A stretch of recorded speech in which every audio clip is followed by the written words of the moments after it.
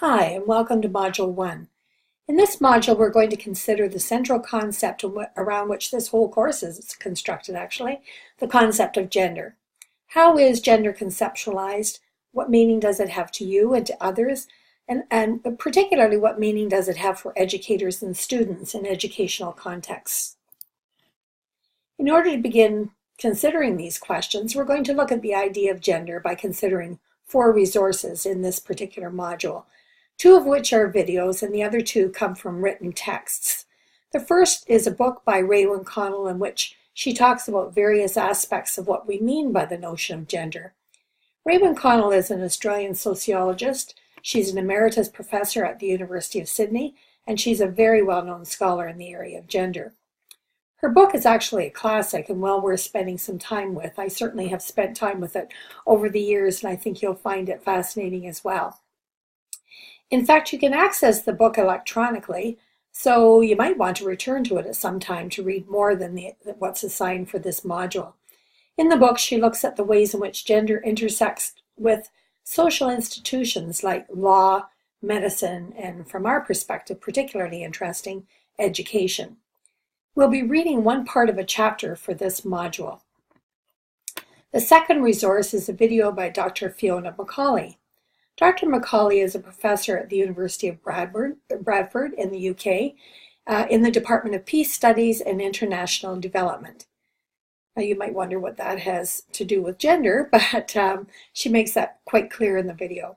She has a particular interest in gender politics and policies in relation to the issue of human rights, and in her case, her specialization is the context that she studies most closely in South America. But in this video, she speaks more generally to the broader notion of gender.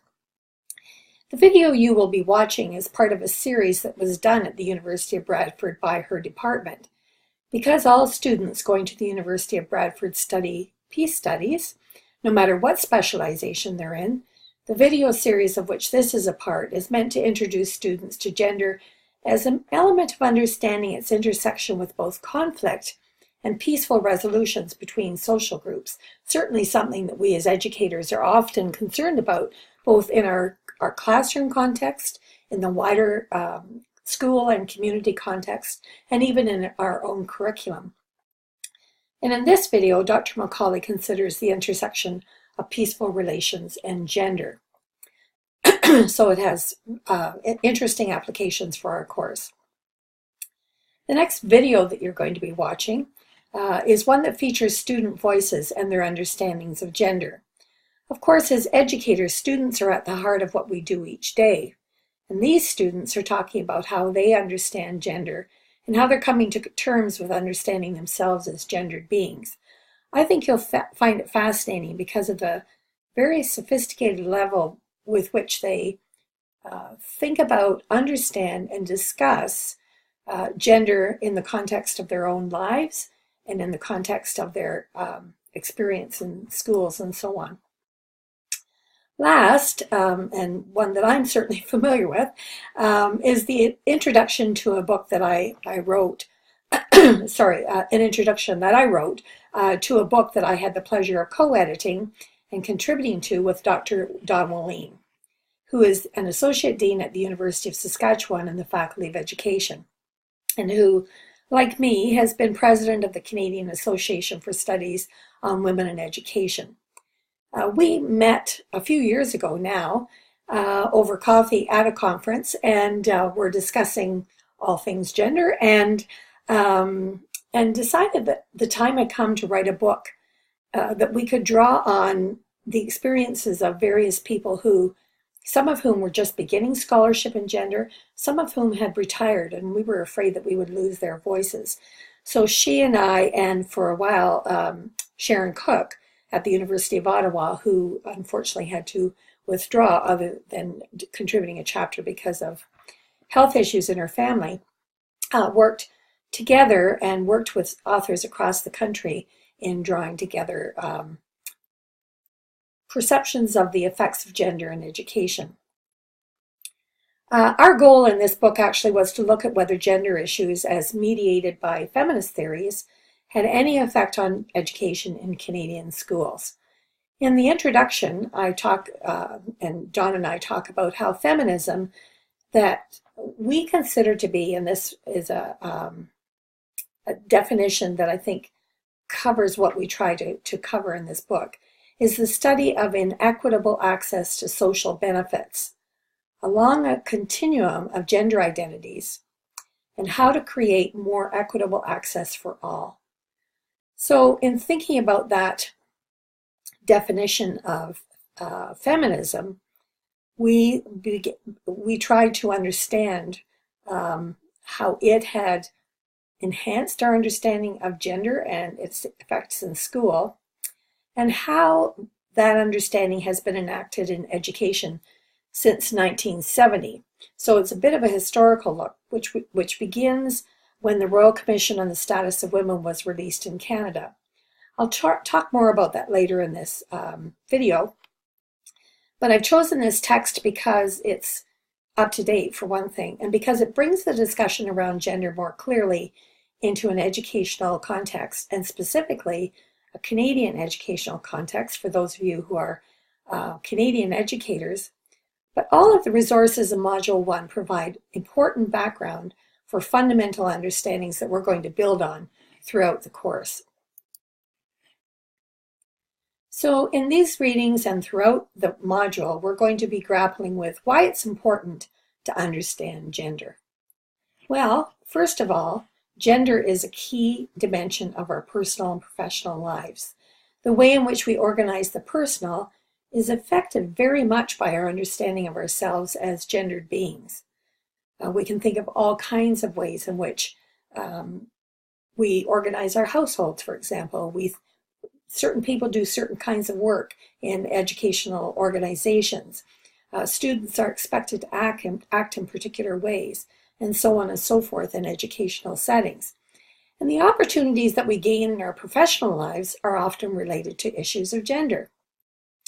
So we'll be talking about that not only in this module, but we'll be picking up on this theme more specifically as we go through the course. Of concern, of course, is that gender is a subject about which there is a great deal of prejudice, confusion, and misunderstanding and misinformation. We see this a lot in the news, for example, and in other settings.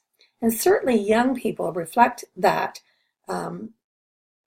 prejudice, confusing, and misinformation, as do their teachers sometimes. But certainly those of us who are older than the students we teach are not immune to prejudice, confusion, and misinformation. You'll find many examples of that on social media in the so-called, what we call mainstream media these days, and so on. And so we're well aware of how this gets expressed.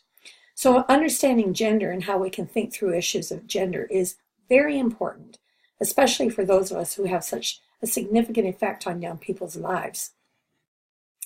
Gender also organizes our behavior, the opportunities that we have access to, and the practices that we engage in everywhere, really, but importantly from our perspective in schooling and in schools. So we'll be dealing with those issues throughout the course. So let's go back to this title of this slide, Seeing and Understanding the Effects of Gender. Macaulay talks quite eloquently about the importance of seeing gender, seeing the effects of gender. Gender is one of those sort of invisible aspects of our lives. It's so embedded in how we live our lives each day that we just don't see it.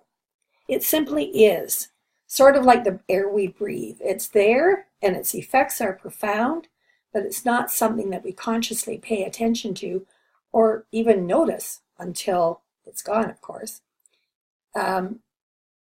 So it's important for us to actually be able to see and understand the effects of gender and the ways in which they play themselves out in ways that are both positive and negative.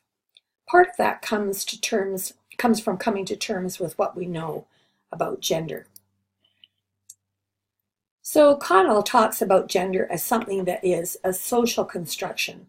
That is, gender is not something that we are physically born with, but it is something that is, to step back, our sexual identity, our sexed being is something that we're born with, obviously.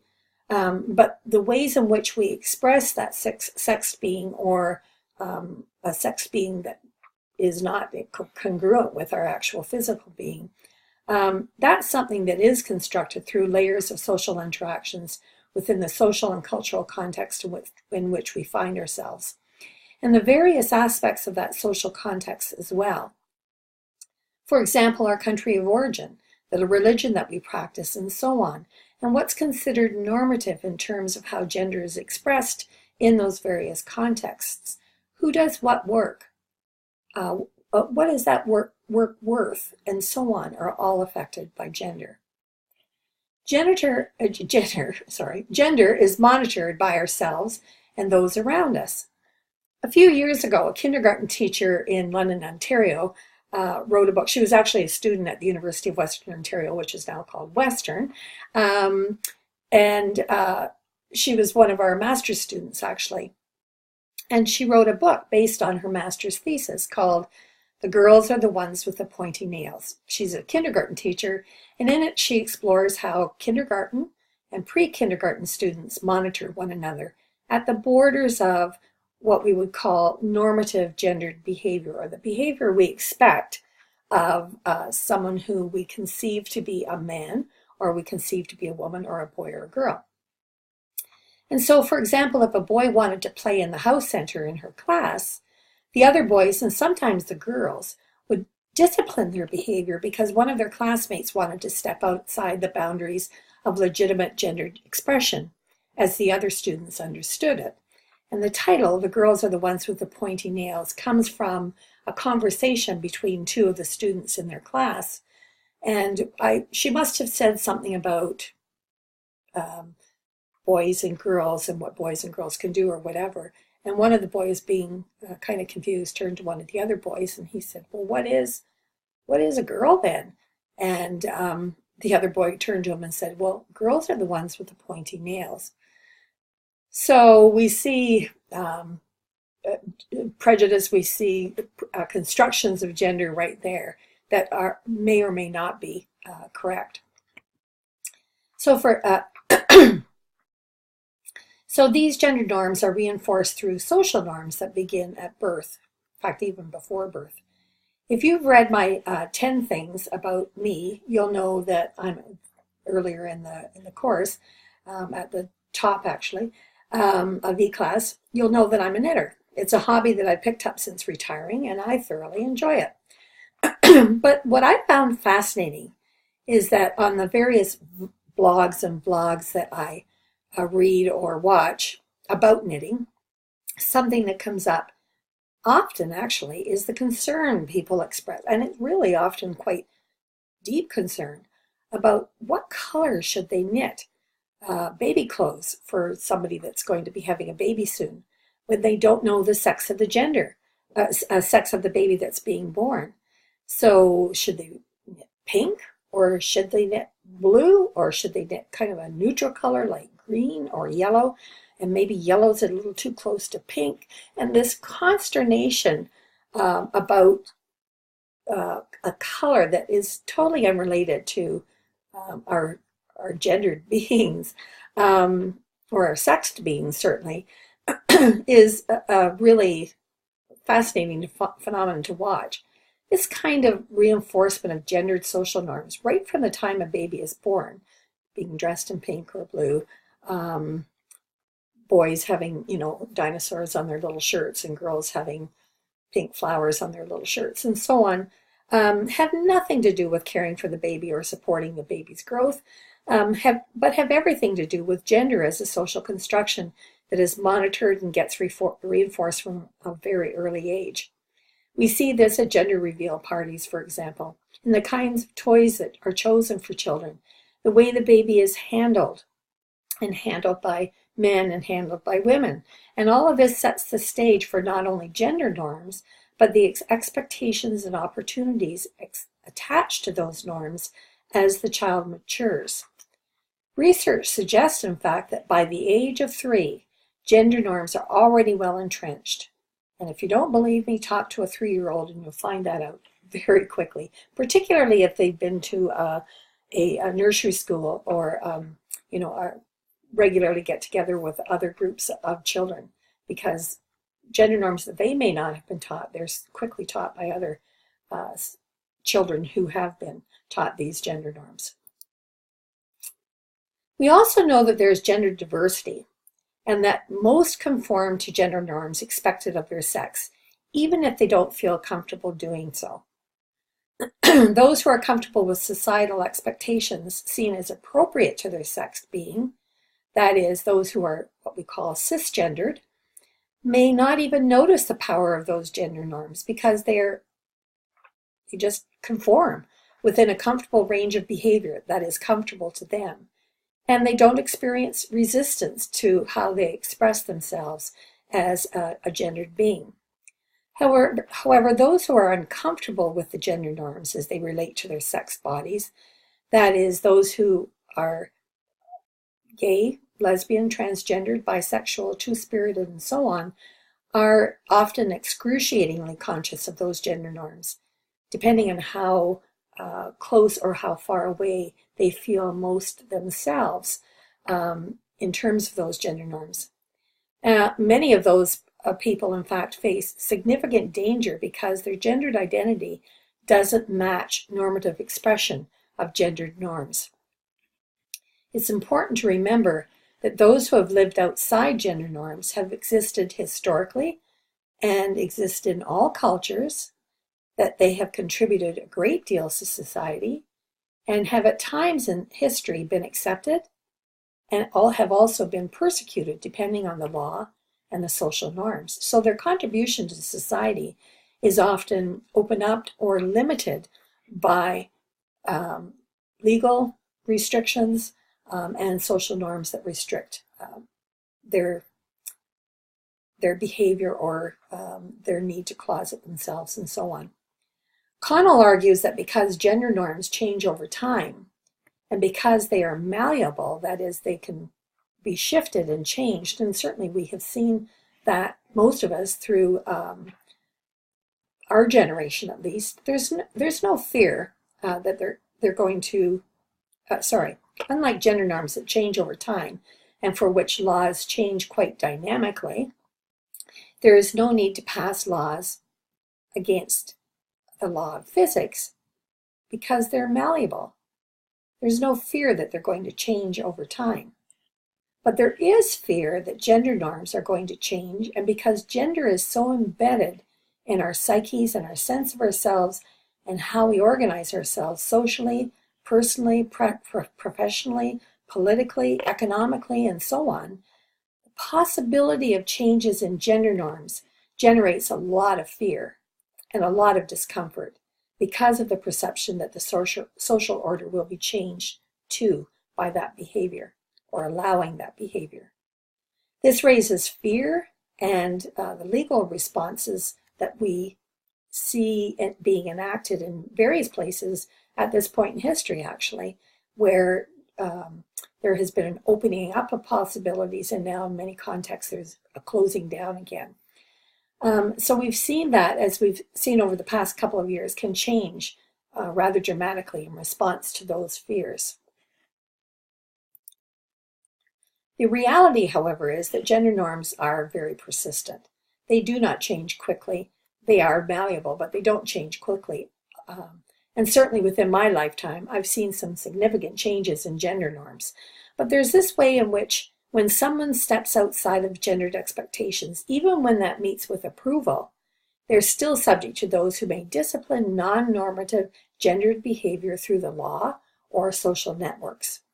Those who do not act within gendered norms have to somehow prove that they're still okay and that they're still part of the gender team. So we see this, for example, in this clip that I took out of The Guardian a couple of years ago, where a mother of three is poised to lead the BBC.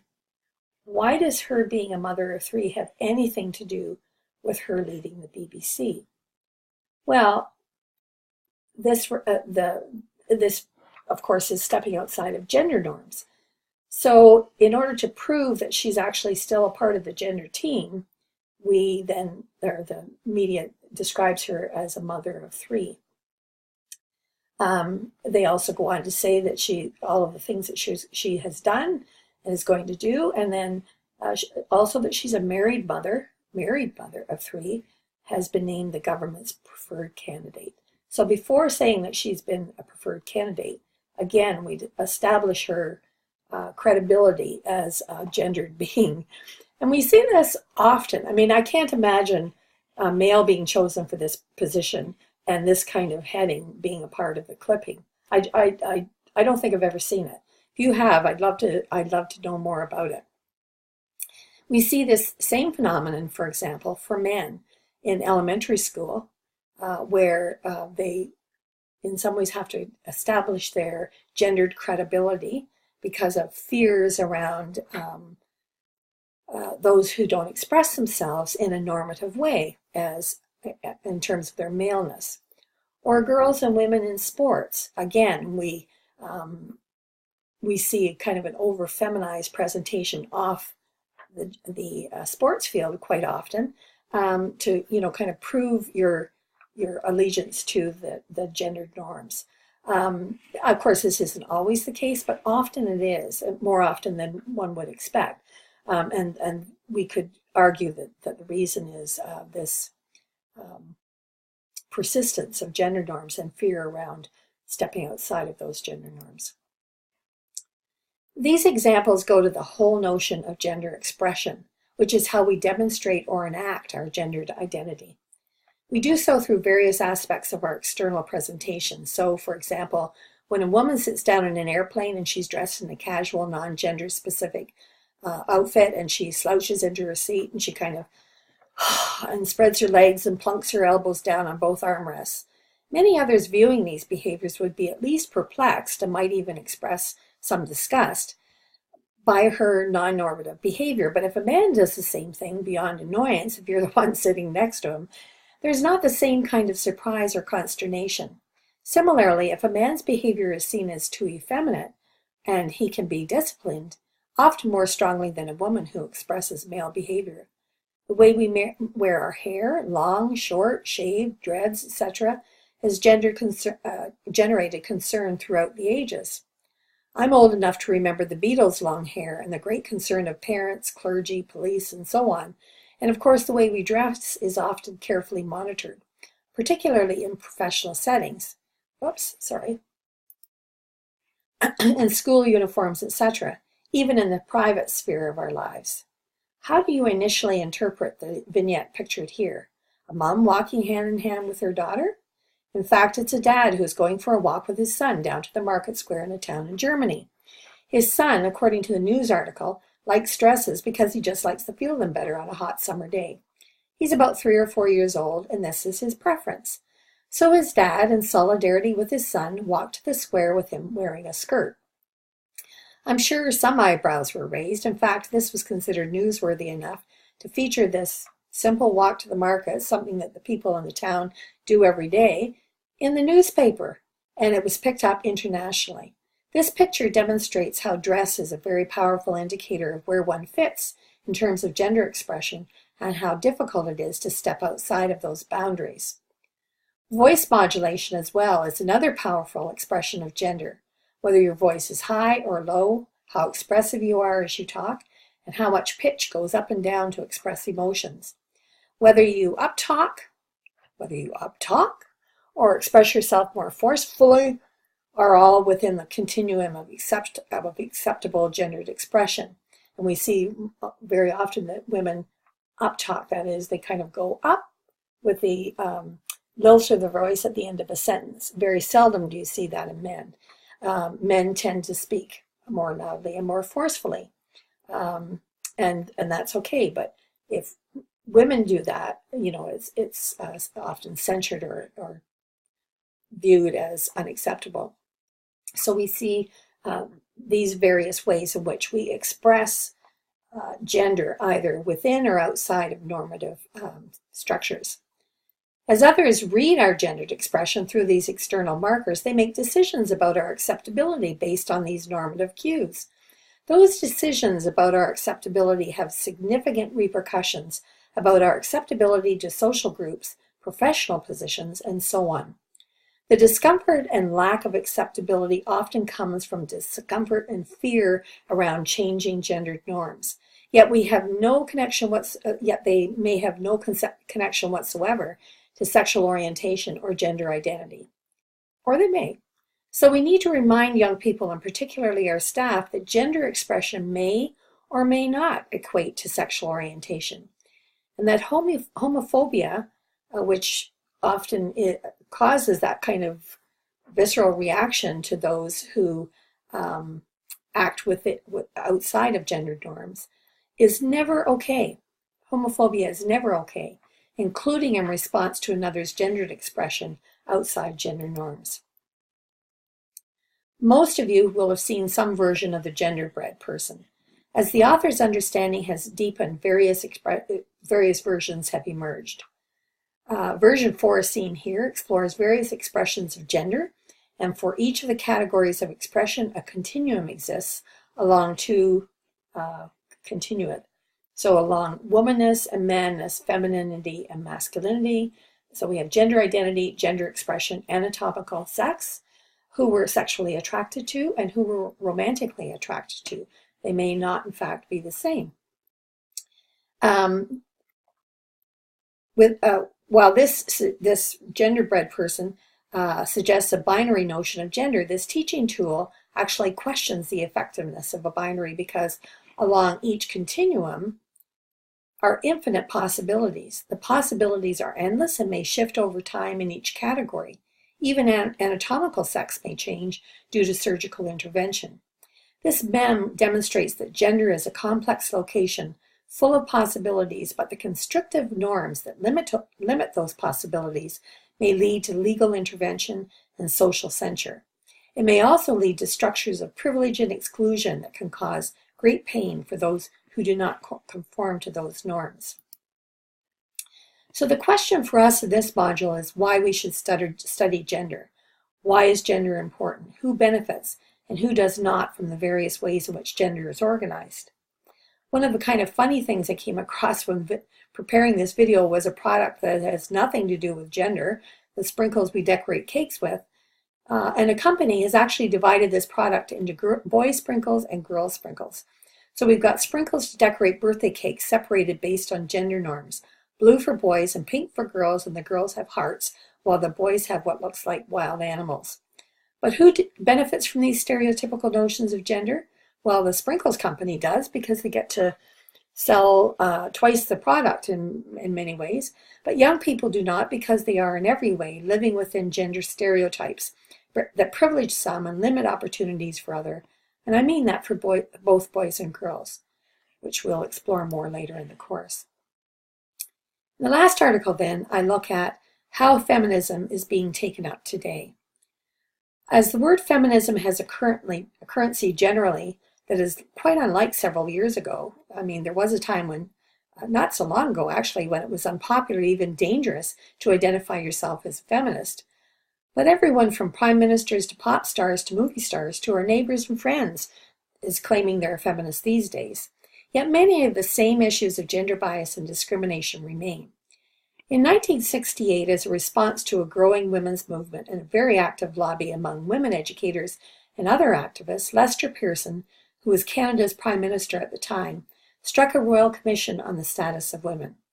Briefs were presented, committee meetings were held, and a document was tabled in 1970 that made recommendations across all sectors, but focused specific and careful attention on education. Here we see some of the protests that led to the committee and the briefs that eventually led to the Royal Commission on the Status of Women that was tabled in 1970. As Rebecca Coulter wrote, the RCSW, or the Royal Commission, listed education as one of 9 public policy areas, particularly germane to the status of women. So that in itself demonstrates that this course has implications and significant implications for certainly the status of women, but as we've theorized more fully, for the status of all who are gendered beings. The Commission report set in motion a great deal of activity among teacher organizations and even some parent organizations to counter some of the ways in which education acted as a reinforcer of gender norms, and they called for change. Sex role stereotyping in school resources. You know, mom is always cooking in the kitchen and dad is always coming home with a briefcase. At that time in the Dick and Jane series, if you go back, you'll see that's exactly what it was. Teaching practices that reinforce stereotypes for girls and boys. Girls were expected to act in certain ways and boys in others, and that had effects in how they interacted in classrooms. The gender distribution of work in schools, who gets to do what. And certainly at that time, males were principals and women were teachers. And education policies that reinforce stereotypical gender roles that do not account for broader definitions and understandings of gender. And as we proceed with the course, we're going to pay attention to many of the themes introduced here. But for now in this module, we're going to work on coming to grips with what the meaning of the central concept of gender means, and then we'll consider what it means in our personal and professional lives and those of our students. I apologize for the length of this video. We had a lot to cover. My videos in the next several modules are going to be much shorter, but I felt it was important to really pay attention to many of the themes that we're going to be exploring in this course. And thank you for listening for such a long time. And I hope that you enjoy the readings and the videos that are a part of the preparation for the forum and so on. If you have any questions along the way, please feel free to ask.